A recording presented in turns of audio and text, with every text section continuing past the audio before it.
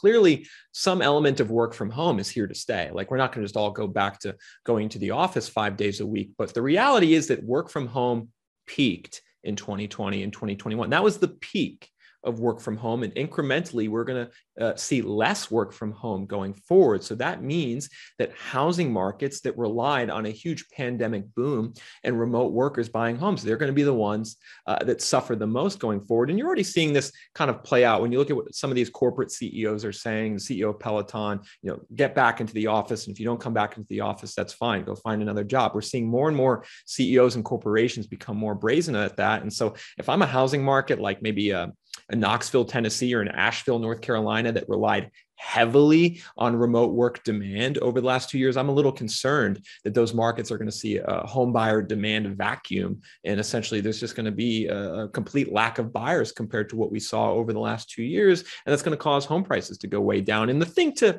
really think about, though, where the rubber meets the road here is the relationship of home prices and mortgage payments to how much money locals in the economy make. Because conceivably, you could be a market that boomed during the pandemic, but like if the wage growth locally kept up with the home prices, you could see a reduction in remote work demand and home buyers coming in, but then the local would still have enough money to support the housing market and buy a home. But the unfortunate thing about today's housing market is in many cities, the locals have just been completely priced out. So now when that marginal remote work buyer or transplant from California or New York doesn't move in anymore because the pandemic is largely over, we're now seeing there's no buyers now to take their place. And that's causing inventory to surge and prices to go down.